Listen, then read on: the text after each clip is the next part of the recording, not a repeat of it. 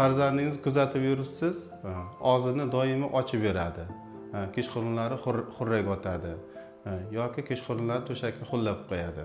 Buni nimadanligini bilmasangiz, albatta bizning profilimizni ko'ring, sizga hozir to'liq ma'lumotni berib o'tamiz. Men Murodov Ilyos Saimovich, mana shu lor sohasi bo'yicha 25 yillik stajga egaman. Hozir sizlarga bu haqda tushuntirib o'taman. Bolalarda ko'pincha bu adenoidlar vegetatsiyasi kuzatiladi. Ya'ni adenoidlar vegetatsiyasi 1-chi, 2-chi, 3-chi daraja bo'ladi.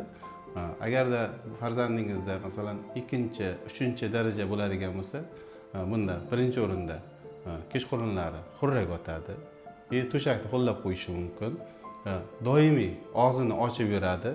Bu yillar natijasida bo'lishi natijasida yuz sikleti, ya'ni tishlar qatori notiks bo'ladi, ya'ni qing'ir qiyshiq bo'lib qolishi mumkin.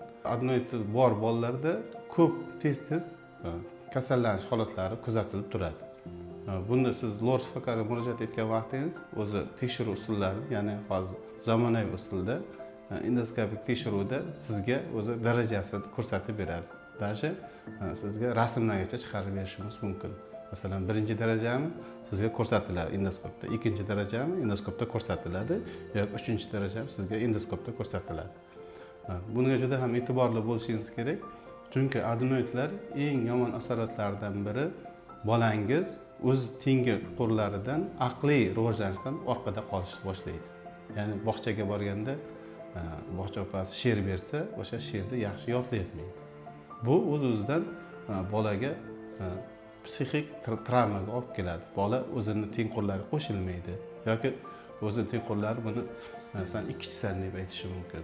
O'shaning uchun bolangizda ya'ni og'zini ochib yurishi, to'shakka xullab qo'yishi yoki tez kasal bo'lishi, yuz sikletidagi, ya'ni tish qatoridagi o'zgarishlar, ya'ni qing'ir qiyshiq bo'lish holatlari kuzatilsa, siz albatta lor shifokorga murojaat eting. Buni biza adenotomiya jarrohlik amaliyoti deb aytiladi. Bu endoskopiya yordamida, ya'ni shever yordamida olinadi va teglarigacha kuydirilib qilinadi. Bu jarrohlik amaliyotini biz kunda 2ta, bir xil vaqtlari 5tagacha kunda qilinadigan jarrohlik amaliyoti. Agar sizda ham shunaqa muammolar bo'ladigan bo'lsa, albatta biz bilan bog'laning. Biz sizga maksimal darajada har tomonlama yordam beramiz. Bundanda qiziq ma'lumotlar olishingiz uchun bizni profilimizga a'zo bo'ling. Doimo sog' salomat bo'ling.